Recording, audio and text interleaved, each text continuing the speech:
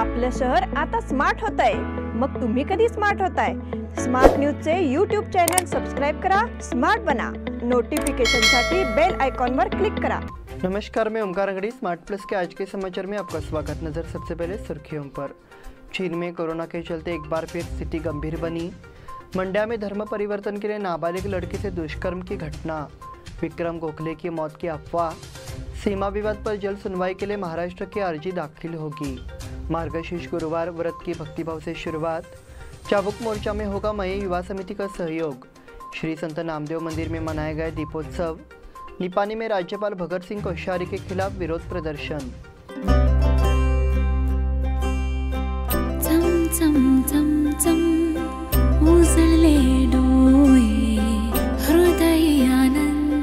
BS Channabasappa and Sons, the Textile Mall at Tilakwadi, Belagavi.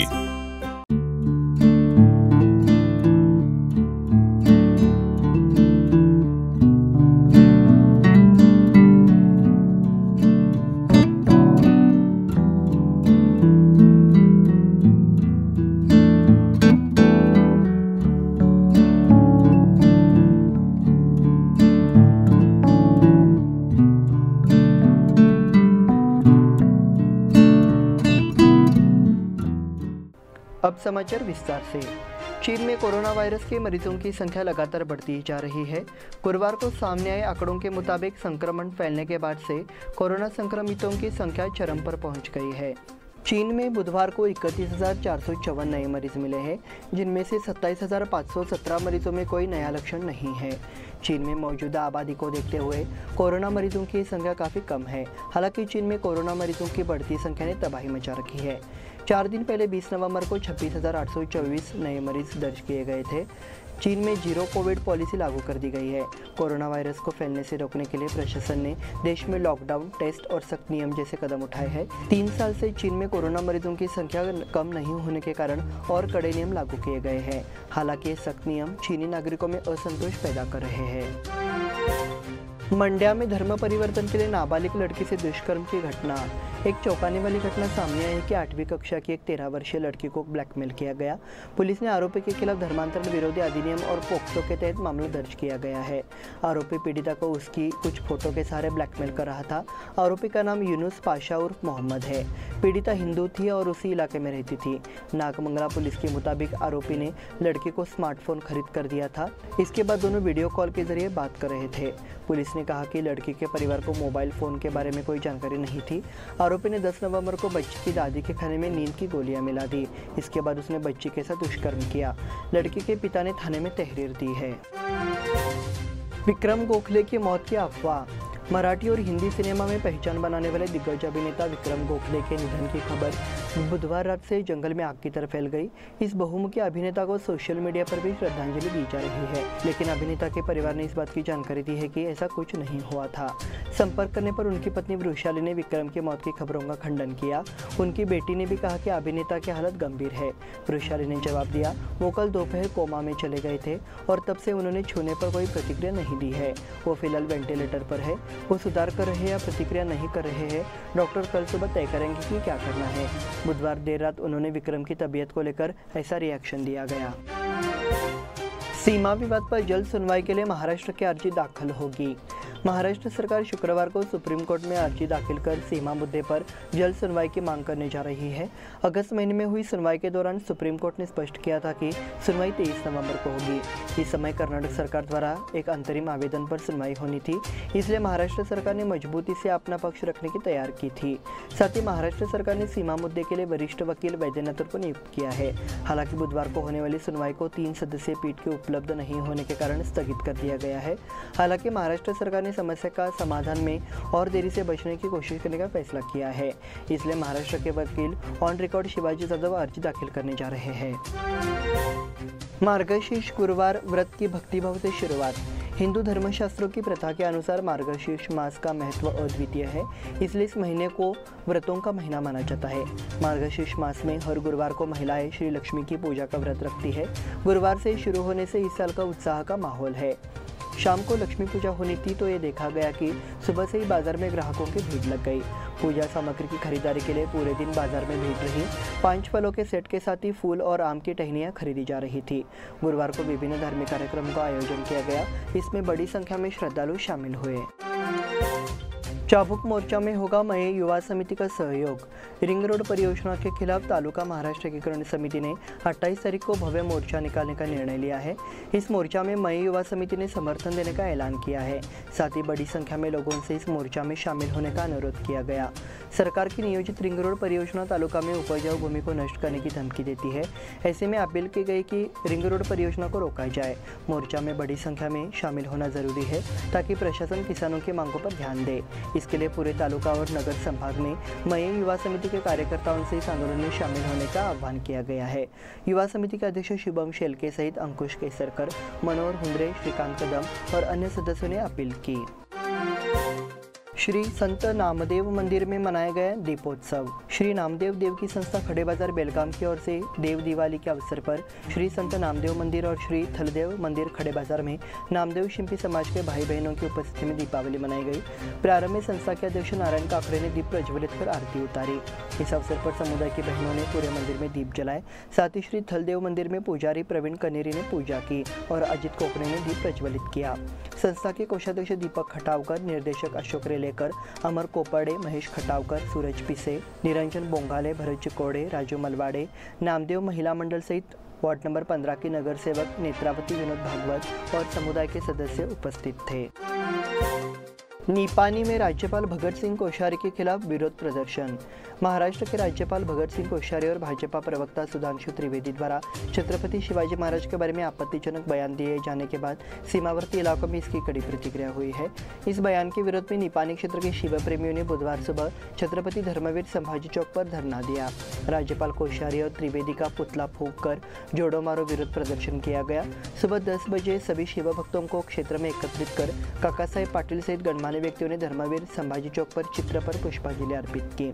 उसके बाद शिव भक्तों ने चौक में मानव श्रृंखला बनाकर तरह तरह के नारे लगाते हुए क्षेत्र से निकल गए। उसके बाद जोड़ो मारो आंदोलन के बाद त्रिवेदी और कोश्यारी के पुतले जलाए गए। इस बुलेटिन में वक्त हो गए छोटे से ब्रेक का। देखते रहिए स्मार्ट प्लस।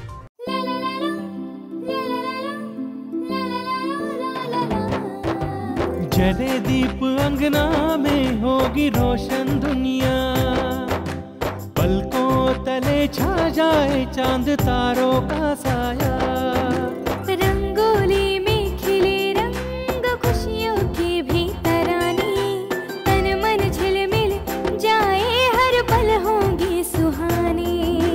ये अटूट बंधन खिले हर आशियाना, रंग वस्त्रों का खजाना मन भाए आराधना।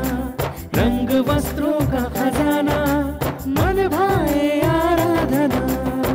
आराधना मारुति गली बेलगाम। मन भाए आराधना। बेलगाम वासियों के पसंद में उतरा उड़ान बार एंड रेस्टोरेंट। सोशल डिस्टेंसिंग का ख्याल रखते हुए हमारा स्टाफ देता है बेहतरीन सर्विस का विश्वास। यहां है पार्टी और फंक्शन के लिए 3 आलीशान हॉल, कारपोरेट डिनर मीटिंग के लिए 3 अलग कक्ष, आईपीएल मैच देखने के लिए 3 बड़े स्क्रीन की विशेष सुविधा। इसके साथ ही साफ सुथरा किचन जहां हमारा वेल क्वालिफाइड स्टाफ देता है क्वालिटी और हाइजीनिक फूड की गारंटी।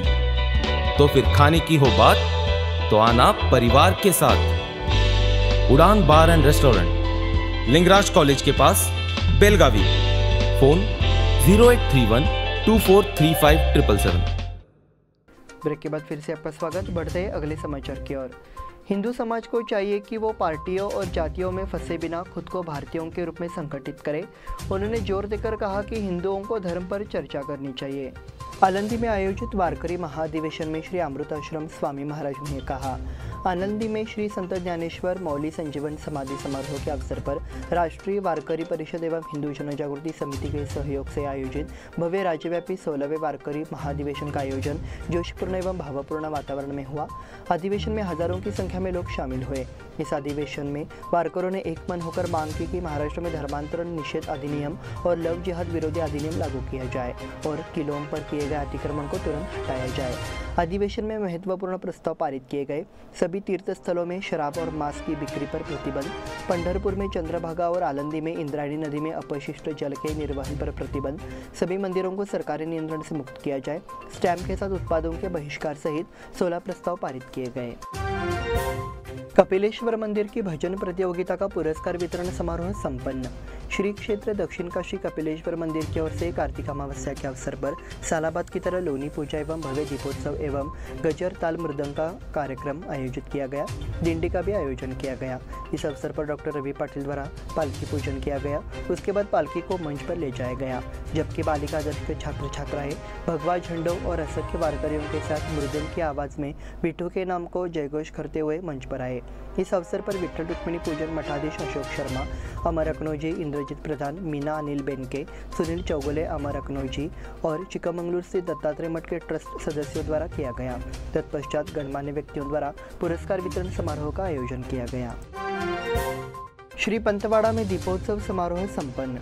कार्तिक मास के अवसर पर यमुना का महिला पंत भक्त मंडल द्वारा समाधि गली स्थित श्री पंतवाड़ा में दीपोत्सव मनाया गया। इस मौके पर श्री पंत भजन और आरती की गई। कार्यक्रम का संचालन यमुना का महिला मंडल अध्यक्ष सुनंदा केलेकर ने किया। बोर्ड के सभी सदस्य मौजूद रहे। प्रसाद वितरण के साथ कार्यक्रम का समापन हुआ। रोटरी क्लब द्वारा जो जीता वही सिकंदर महोत्सव का आयोजन। रोटरी क्लब ऑफ बेलगाम और जैन हेरिटेज स्कूल के सहयोग से जो जीता वही सिकंदर नाम का एक यूथ फेस्टिवल 26 और 25 नवंबर को आयोजित किया गया है। इसमें सांस्कृतिक और खेल उत्सव का आयोजन किया जाएगा। युवाओं के लिए विभिन्न प्रतियोगिताओं और कार्यक्रमों की व्यवस्था होगी। बताया गया है कि 26 तारीख को शाम को लाइव डीजे म्यूजिक बैंड कार्यक्रम किया जाएगा। रोटरी द्वारा आयोजित इस महोत्सव के उत्तम कलाकारों को अन्नोत्सव के बड़े मंच पर प्रस्तुति देने का मौका दिया जाएगा। महोत्सव का आयोजन रोटरी क्लब के अध्यक्ष बसवराज विभूति, सचिव अक्षय कुलकर्णी सहित मनीषा हेरेकर, मनोज माइकल, चेतन पै की टीम द्वारा किया जा रहा है। रिंग रोड विरोधी मोर्चा को सब्जी मंडी व्यापारियों का समर्थन। यदि किसानों की उपजाऊ भूमि सड़क के लिए चली जाती है तो सब्जी मंडी और अन्य व्यापारियों को कृषि फसल नहीं मिलेगी। इसलिए भूमि अधिग्रहण के खिलाफ किसानों द्वारा आहूत आंदोलन में व्यापारियों को सक्रिय भागीदारी दिखानी चाहिए। ऐसा आह्वान तालुका मही समिति ने एपीएमसी और सब्जी मंडी व्यापारियों को किया। बुधवार को एपीएमसी में समिति के प्रतिनिधि मंडल ने व्यापारियों से मुलाकात कर मोर्चा को लेकर स्टैंड और रिंग रोड के विकल्प के बारे में विस्तार से चर्चा की। किसानों ने 28 नवंबर को कलक पर विशाल व्हीप मार्च निकालने का फैसला किया है। व्यापारियों से भी इस आंदोलन में शामिल होने की अपील की गई। पूर्व विधायक मनोहर किनेकर, पूर्व महापौर शिवाजी सुनकर ने व्यापारियों को किसानों की भूमिका के बारे में बताया। हिंडाल्को की ओर से बीके कंगराली में डिजिटल बस स्टॉप का निर्माण। हिंडाल्को फैक्ट्री की ओर से 8 लाख रुपए खर्च कर बीके कंगराली गांव में अत्याधुनिक डिजिटल बस स्टॉप का निर्माण किया जाएगा। इस कार्य की शुरुआत सदस्यों ने कुदल मारने से की। ये डिजिटल बस स्टैंड शाहूनगर से गांव तक मुख्य सड़क के किनारे झील के पास बनाया जाएगा। इसमें यात्रियों के लिए सीट और समय सारणी की सुविधा होगी। हिंडाल्को के यूनियन हेड अभिजीत बंडी ने कहा कि हिंडाल्को फैक्ट्री सामाजिक पहल के तहत काम करेगी। उसके बाद ग्राम पंचायत अध्यक्ष पूनम पाटिल, उपाध्यक्ष यल्लूजी पाटिल, हिंडाल्को एचआर हेड विश्वास चिंदे, सहायक प्रबंधक रवि बिस्कुप्पी ने कुदल मारकर कार्य की शुरुआत की। अधिवेशन की समुचित योजना के लिए अधिकारियों की बैठक संपन्न। जिलाधिकारी नितेश पाटिल ने सुझाव दिया कि विधानमंडल का शीतकालीन सत्र 19 दिसंबर से 10 दिनों तक चलेगा और इस दौरान भोजन, आवास और सुरक्षा की समुचित व्यवस्था की जाए। शीतकालीन सत्र की पृष्ठभूमि में जिला स्तरीय अधिकारियों की समीक्षा बैठक समाहरणालय के सभागार में आयोजित की गई। इस दौरान उन्होंने कई तरह के सुझाव दिए। पुलिस आयुक्त डॉक्टर एम बी बोरलिंगया, जिला पंचायत के मुख्य कार्यकारी अधिकारी दर्शन एचबी, जिला पुलिस प्रमुख डॉक्टर संजीव पाटिल मौजूद थे। जिलाधिकारी पाटिल ने कहा, सत्र में मुख्यमंत्री, मंत्री, विधायक, वरिष्ठ अधिकारी, जनप्रतिनिधि आएंगे। उन्होंने कहा कि इस बात का ध्यान रखा जाए कि उन्हें असुविधा न हो। इसी के साथ स्मार्ट प्लस के आज के समाचार समाप्त हुए। धन्यवाद।